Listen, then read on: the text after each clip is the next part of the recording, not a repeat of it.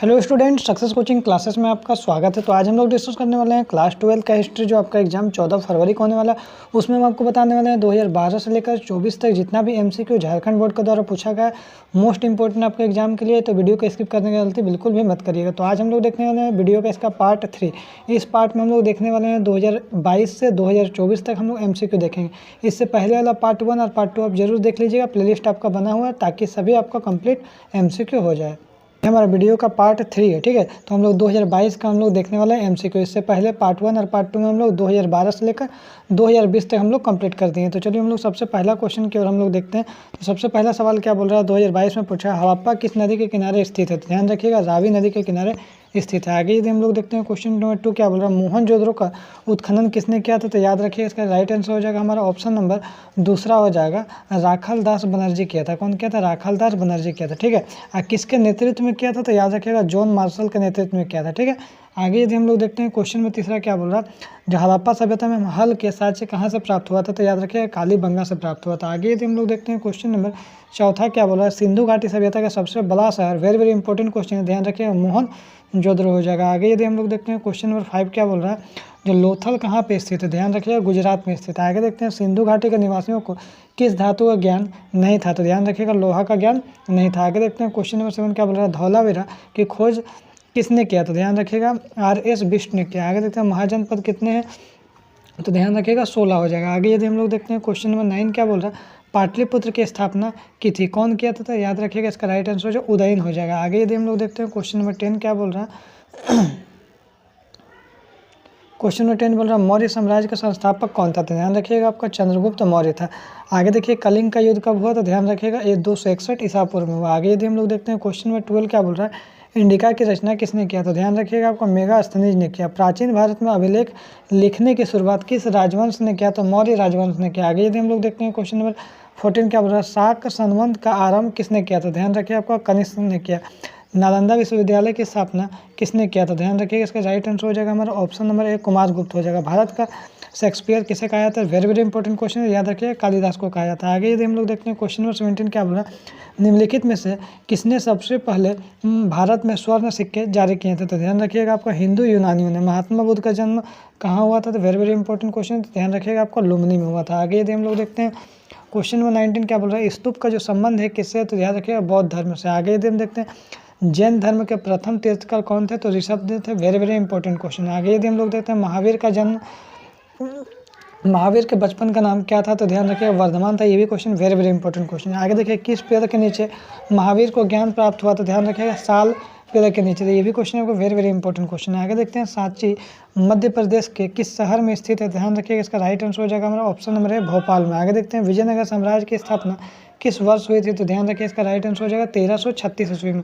आगे देखते हैं गोपुरम क्या है। तो ध्यान रखिएगा ये एक प्रकार का मंदिर का मुख्य प्रवेश द्वार है। आगे देखते हैं क्वेश्चन नंबर 26 क्या बोल रहा है, जो प्रसिद्ध विरूपाक्ष मंदिर कहाँ स्थित है। ध्यान रखिए हम्पी में। आगे देखते हैं भक्ति आंदोलन को दक्षिण भारत से उत्तर कौन लाए थे। ध्यान रखिए इसका राइट आंसर हो जाएगा हमारा ऑप्शन नंबर सी रामानंद हो जाएगा। आगे देखते हैं पाहन पूजे हरि मिले किस काव्य पंक्ति से है। तो ध्यान रखिए इसका राइट आंसर हो जाएगा आपका कबीरदास है। आगे देखते हैं किसका जन्म स्थान तलवंडी में हुआ था। वेरी वेरी इंपॉर्टेंट क्वेश्चन है, तो ध्यान रखिएगा गुरु नानक। आगे देखते हैं बंगाल का प्रसिद्ध संत कौन था। तो बंगाल का जो हमारा प्रसिद्ध संत क्या था, तुकाराम था। आगे देखते हैं खानाका का क्या अर्थ होता है। तो ध्यान रखिए इसका राइट आंसर हो जाता है हमारा ऑप्शन नंबर ए आश्रम हो जाता है। निम्नलिखित में से कौन सा एक सूफी संत नहीं है। तो ध्यान रखिए मीराबाई जो हमारा एक सूफी संत नहीं है। आगे देखते हैं क्वेश्चन में 33 क्या बोल रहा है, शेख निजामुद्दीन औलिया कहाँ का दायरा था। तो याद रखिएगा दिल्ली का था। आगे देखते हैं पानीपत का प्रथम युद्ध कब लड़ा गया था। तो ध्यान रखिएगा 1526 में। आगे यदि हम लोग देखते हैं क्वेश्चन में 35 क्या बोल रहा है,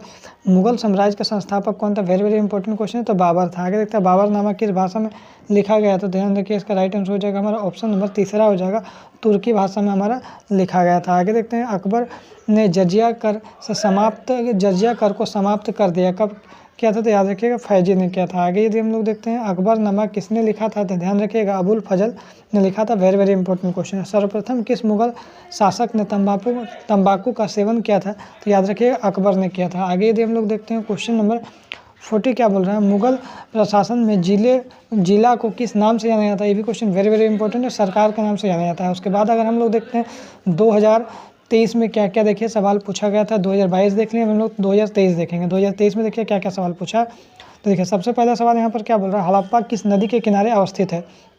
तो रावी नदी के किनारे अगर मोहनजोदड़ो बोलेगा तो सिंधु नदी। आगे देखते हैं, विक्टोरिया टर्मिनल किस स्थापत्य शैली का उदाहरण है। तो याद रखिए इसका राइट आंसर हो जाएगा नव गॉथिक शैली हो जाएगा। आगे यदि हम लोग देखते हैं क्वेश्चन नंबर तीसरा क्या बोल रहा है, विजयनगर साम्राज्य की स्थापना कब हुई थी। तो याद रखिए 1336 में बताया। महात्मा गांधी दक्षिण भारत से वापस भारतवर्ष कब लौटे थे। तो ध्यान रखिएगा 1915 में। आगे यदि हम लोग देखते हैं क्वेश्चन नंबर 5 क्या बोल रहा है, महावीर का जन्म कहाँ हुआ था। तो ध्यान रखिएगा कुंडल वन में। आगे देखते हैं आयंगर व्यवस्था किससे संबंधित है। तो याद रखिएगा विजयनगर साम्राज्य से। आगे देखते हैं संविधान सभा के स्थायी अध्यक्ष कौन था। तो याद रखिएगा डॉक्टर राजेंद्र प्रसाद।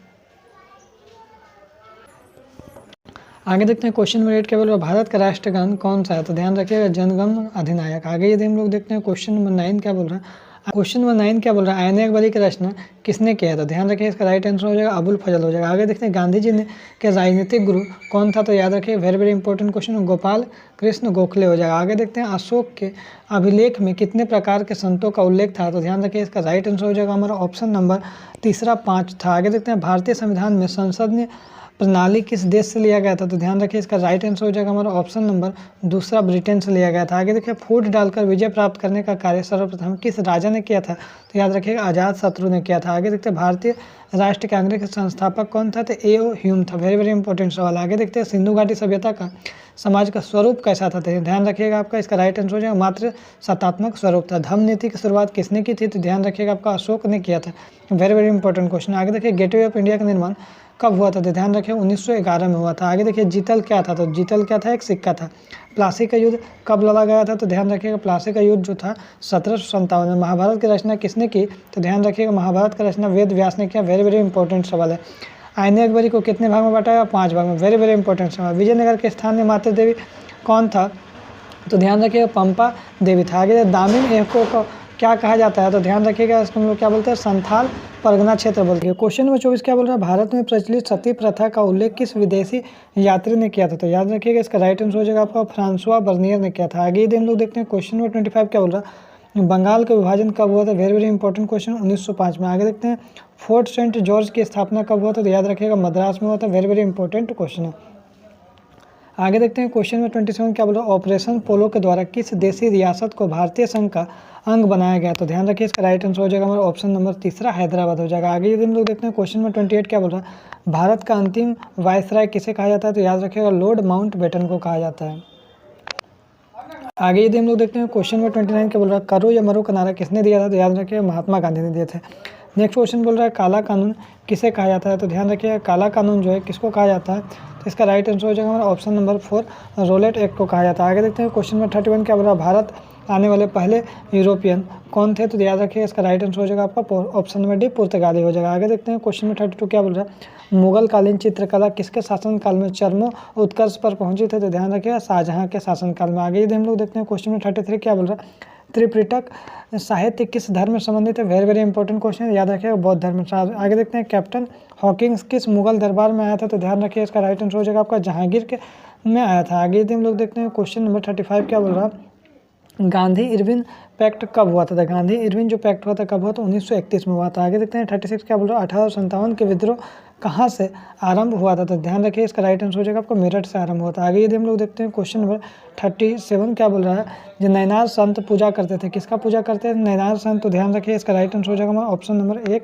शिव का पूजा करते थे। आगे देखते हैं क्वेश्चन नंबर 38 क्या बोल रहा है, दांडी किस राज्य से स्थित है। तो याद रखिएगा इसका राइट आंसर हो जाएगा हमारा ऑप्शन नंबर तीसरा गुजरात हो जाएगा। आगे यदि हम लोग देखते हैं क्वेश्चन नंबर 39 क्या बोल रहा है, जजिया कर किससे लिया जाता था। ध्यान रखिए इसका राइट आंसर हो जाएगा हमारा ऑप्शन नंबर डी धमियों से लिया जाता था। आगे देखते हैं क्वेश्चन नंबर 40 क्या बोल रहा है, हाथी गुफा अभिलेख किससे संबंधित था। तो ध्यान रखिएगा आपका खारवेल से संबंधित था। तो इसमें हम लोग 2023 तक देख लिए, उसके बाद हम लोग नेक्स्ट जो वीडियो आएगा उसमें ओनली 2024 का रहेगा। तो यदि हमारा वीडियो आपको अच्छा लगे तो लाइक शेयर सब्सक्राइब जरूर करें। फिर मिलते हैं हम लोग नेक्स्ट वीडियो में। Thank you so much.